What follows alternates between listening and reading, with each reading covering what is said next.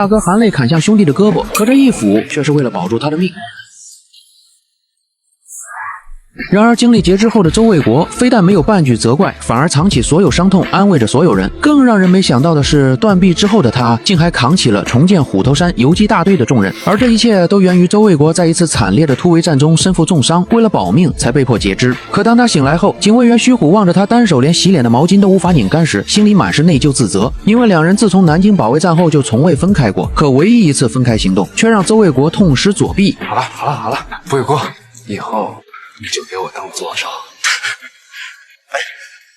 别把这个小命保住了。隨後在徐虎的幫助下，周衛國重新穿上了久違的軍裝，並來到了三連戰士的面前。可當所有人看到斷臂後的他時，現場卻陷入了短暫的沉默。全體都有向連長敬禮。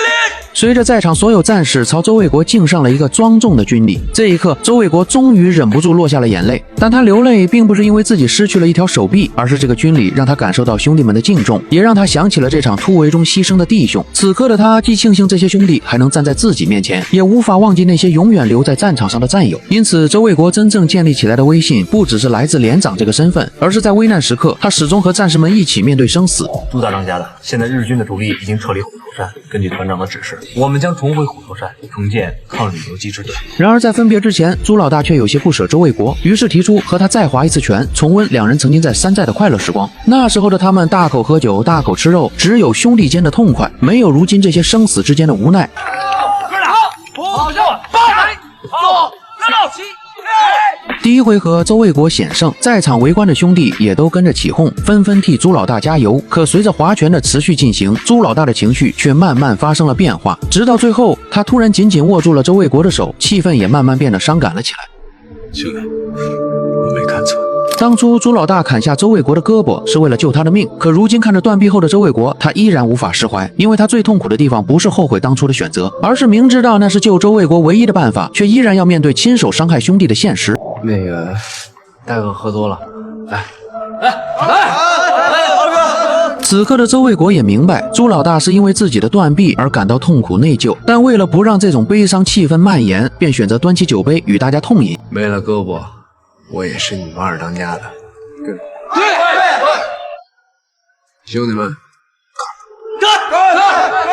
周衛國這話不是為了證明自己有多堅強，而是不想讓兄弟們一直困在愧疚和悲傷裡。他想告訴所有人，自己斷掉的是一條手臂，但兄弟之間的關係和他肩上的責任沒有改變。周衛國真正的強大，不在於斷臂之後依舊能上陣殺敵，而是不願意讓自己的傷痛成為兄弟們繼續前進時的負擔。老四倒酒。這一刻的周衛國只能用一杯又一杯烈酒壓下心中的複雜情緒，但好在這些痛苦的經歷終將隨着酒精的麻痹暫告一段落。等到第二天，周衛國便帶着活下來的三連戰士返回虎頭山，準備重新組建游擊大隊。可由於這次全連損失了2/3，最後就只剩不到60人，武器彈藥也差不多消耗殆盡，因此如今急需補充大量的兵員及武器裝備，只有先賺到了第一桶金，隊伍才有繼續發展的資本。咱們現在的情況就相當於白手起家，難吶。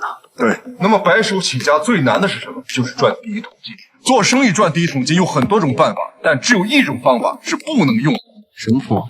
搶？對，雖然做生意不能靠搶，但想要快速獲得武器裝備，從鬼子手裡奪過來無疑是最快的方法。於是周衛國很快把目標放到了日軍運輸線上。根據情報，2天後會有鬼子的一批軍用物資運抵距此50公里的據點，而該地只有一個日軍小隊駐守。因此周衛國迅速制定行動計劃，打算讓參謀長李勇帶隊去執行任務。到，你和張主明天黃昏之前必須到達該據點，奪取敵人的軍用物資。我們的炮排和特戰隊會提供支援。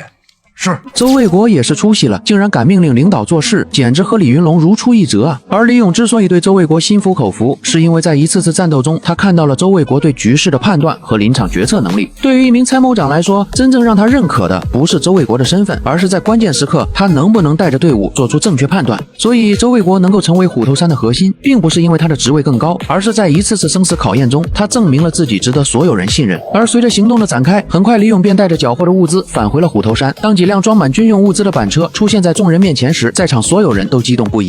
领導，你說這75毫米口徑的炮沒？你給我拿回這麼多炮彈來幹嘛使啊？令一眼就看出情況來，魏国，指不定咱以後能缴获一门炮呢，先拿回来嘛。咱这帮战士，你又不是不知道，这都冲锋了。而除了武器装备之外，李勇还带回来几箱没有开封的日本清酒，这可把周卫国给高兴坏了。哎，你们知道这是什么吗？不知道，正宗的日本清酒，晚上就给招呼了。搬东西，搬东西，搬！